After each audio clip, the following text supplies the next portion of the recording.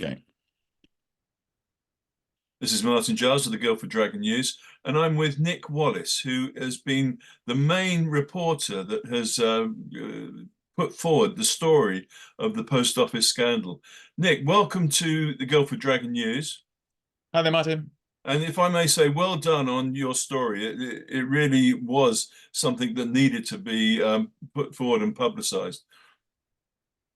That's very kind of you. Yeah, it's a privilege to report on this story. Frankly, I've been following it for 14 years and it's just got bigger and bigger as I guess the public have become aware of just what happened and how many people were affected.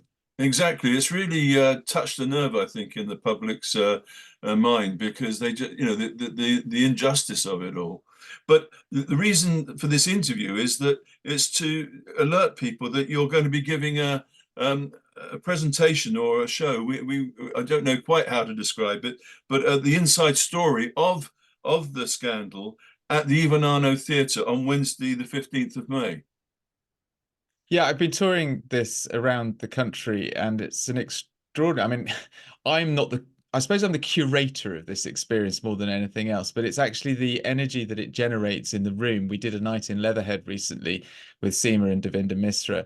Seema and Devinder were the couple that I first met who got me involved in this story back in 2010 when Seema had been sent to prison, and Devinder, her husband, contacted me where I was working at BBC Surrey and he was just in bits and he had a story to tell, all right. And he also knew about the Justice for Sub Postmasters Alliance. So within an hour of talking to Devinder, I was talking to Alan Bates, and he pointed to the Computer Weekly article, which first broke this story back in 2009.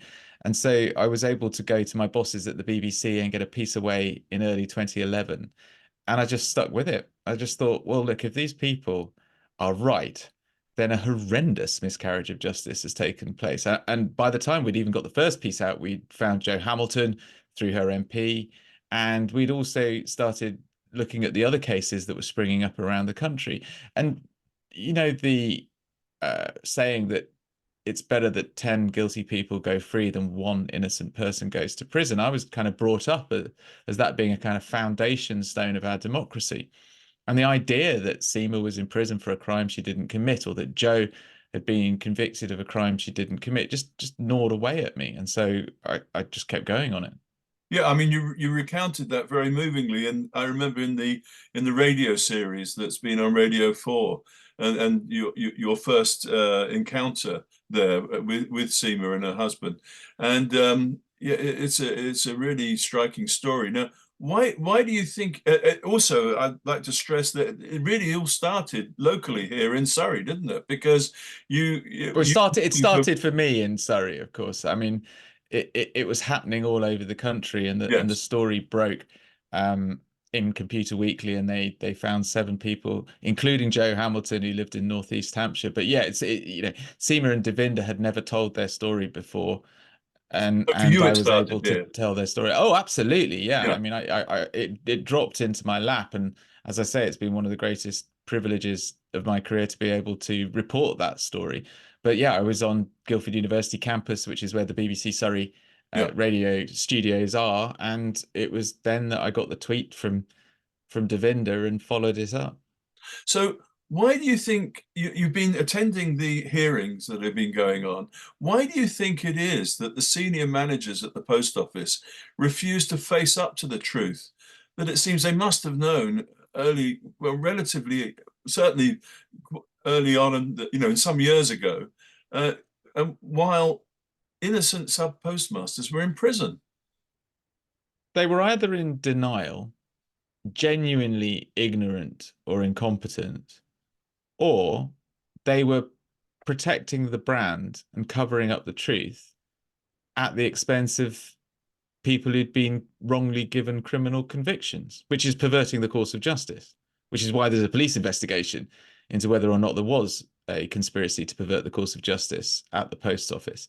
And as we've seen in the inquiry in recent weeks, there are an awful lot of post office executives pleading the ignorance and incompetence route, because if they knew that they were deliberately obstructing the opportunity for convicted claimants to have recourse to the Court of Appeal, then they were by definition perverting the course of justice. I mean, these people are not criminals, they haven't got criminal records. And but it just beggars belief to me to think that someone would think, well, I'd rather leave these people in prison than risk the reputation of any organization. That is what is mystifying about all this, because there were so many people in the post office and within Fujitsu and within the government who knew.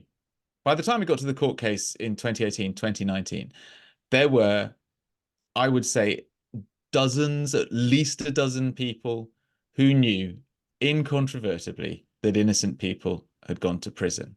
And yet they refused to acknowledge that to the media, to MPs, to the Justice for Sub Postmasters Alliance.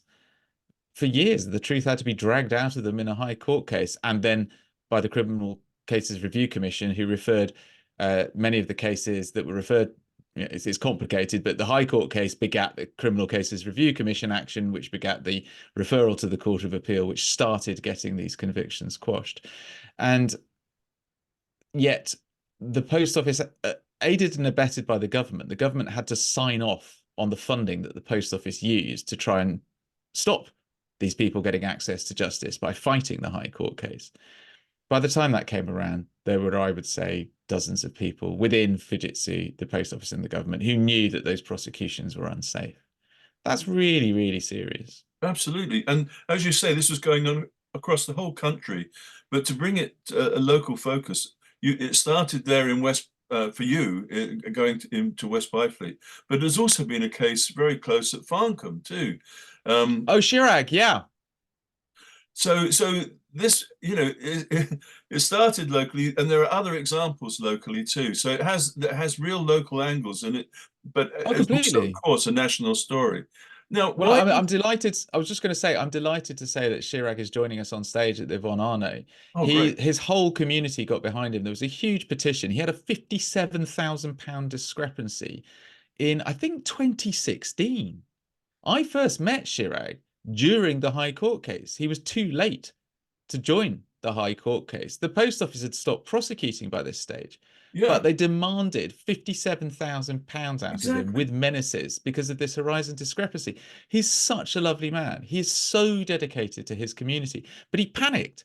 He thought, oh my God, I'm going to get prosecuted. I'm going to go through the courts if I don't find this money. And he had to beg and borrow off his family in order to find that 57 grand. And the post office sacked him anyway, and he was Yeah. left without a business and 57 grand in the hole. He still hasn't had his compensation. Jeremy Hunt, the Southwest Surrey MP, has been very supportive of Chirag, and I did an event with him in a church in his hometown a couple of years ago, and it was so well attended by people in that town because everyone knows that this was a horizon defect. The post office knew it was probably a horizon defect. Did they do a single bit of investigation into it? No. They just demanded money out of it with menaces. And the poor guy's life has been absolutely shot to pieces as a result. I saw him yesterday. I was at the inquiry with him Right. yesterday, and he's he's getting his confidence back and he's starting to do a few interviews. But you can imagine how this breaks your sense of self-worth, how your Absolutely. financial future's been ruined. And the fact that it happened so late in this story, again, when there was full knowledge within the post office that that Horizon system was shaky, it's unforgivable. Yes, and I mean, it came out in the TV show, Mr. Bates versus the Post Office, that these people had their reputations ruined, and they were good people who felt ashamed for nothing they had done. Yeah, we Anyway, were hearing of an example in the inquiry today of a woman who was ostracized by her community after what she says was the way that Angela Van den Boeg had treated her. She had a discrepancy. She was told if she didn't pay it back, she would lose her house. She suffers from PTSD and night terrors, and she was shunned by the people around her. I mm, was on stage in Cornwall on Sunday with a lady called Penny Williams, who the post office found a discrepancy at her branch as she was in the process of selling it. It was £12,000. Immediately, the rumor went round her community, and she owned the local pub. Immediately, the rumor went around the community that she'd been defrauding people. No one went to her shop. No one went to her pub. She had to declare bankruptcy, and it was all a farce, all mm, due to this Horizon system, which the post office chose to believe over the honest sub postmasters who were raising their hands, doing the best they could, and saying, "Look, there's something wrong here." Mm. I mean, the government was so slow to react, even when the simplest analysis would have shown a literally incredible rate of dishonesty among sub postmasters. That's one of the points that Kevin Jones made in Parliament in 2014. He stood up and said, what is it that would make people who were utterly blameless up until now, who had lived honest, hardworking lives, who'd built up a nest egg and bought themselves a post office, to suddenly turn to crime? And this was something actually that came up during Angela van den Bogaard's evidence on Thursday.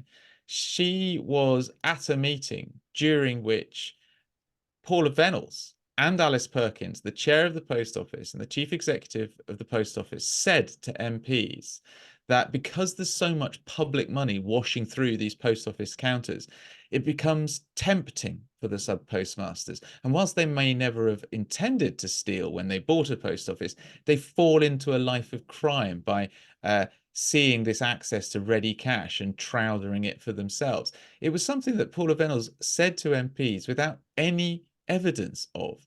And Mm. it's quite, I mean, look, there may have been criminality within the post office. We know that it was losing money at a rate of knots in the early 90s, mid 90s. A lot of that was due to benefit fraud. There were benefit fraudsters causing problems at the counter. Money was disappearing out of the network left, right, and center. But there was no proof it was down to the sub postmasters or indeed specific sub postmasters. There was never any evidence that these sub postmasters were doing it. When Horizon came along, the post office thought, aha, all these dodgy accounting figures mean that we're catching these thieving sub postmasters red handed. Why did they distrust their sub postmasters? It was a class issue. Sub postmasters in the 19th century were seen as sort of lower middle class shopkeeper sorts, whereas the post office were guardians of the public good. They were public servants. They had to bring sub postmasters into the network because they needed them, because it was growing at such a rate of knots they couldn't sustain it organically. But sub postmasters in those days saw joining the post office as a way of moving up the social ladder, even though they did it at a loss. They had to pay for their own uniforms, their own counters, their own telegraph poles, and the like. But it did give them social standing because they went from being traders to being a little bit more than that, public servants, officers. But the post office hated them. They hated this because they saw it as sort of diluting the firmly middle class environment that the post office was part of. And that class hatred existed for more than 100 years and extended into this century. The assumption that sub postmasters were the risk in the business because they were a different class of people pervaded the post office culture and continues to do so to this day. It's quite a fascinating study when you look back into the origins of this. But the point is, culture trumped justice and standard business practice. The perceived distrust of sub postmasters meant that when this dodgy IT system was rolled out into the network, they trusted the system and Fujitsu more than they trusted their own staff, and that's why they went after them. Well, Nick, you've already shown, that it is a fascinating, I mean, it's a tragic story, but it's also a fascinating one. And it's a story that we can all learn from, not just the government, not just those involved, but even as members of the public. It is something we should all be interested in, because obviously justice is so important. And I'm looking forward to coming on Wednesday, the 15th of May. You'd I be hope very welcome, Martin. I'm delighted you're coming down. and Yeah. I hope to see you there. And there's an audience Q&A as well, I believe, as part of. Yeah, absolutely. The whole idea of the night is to give you more information than you just get from watching the drama or just get from maybe listening to the Radio 4 series. This is all about people getting their questions answered, getting to meet and speak to sub postmasters face to face who've been through this. So Seema and Devinder Misra and Shirag are going to be on stage talking about what they went through, answering questions from the audience. It's also all about giving a little bit of contextual history and some of the behind the scenes stuff, a sort of insight into the way that certain elements of this story knitted together, and so that people get a sense of just how big this scandal is, how important Mm. it is, how much damage it did, but also it's a story of hope, this, and determination and resilience. The reason this scandal broke through of all the other scandals, the reason this cut through was because it resonated with the public and because the government underestimated just how good these sub postmasters are. They are resilient entrepreneurial people. They are small business people who work hard. They are self-effacing, they're public-facing, they're community-minded, and they are determined. And they banded together, and against all odds, they managed to achieve something which will go down in history. We're going to see more than 900 convictions quashed in one act of Parliament. They'll be talking about this in legal textbooks long after we're gone. It is a seismic moment in history which has come together because of the sheer determination of the sub postmasters behind it to say to the government, no, we were innocent, and you either put us in prison or gave us criminal convictions or stole our livelihoods.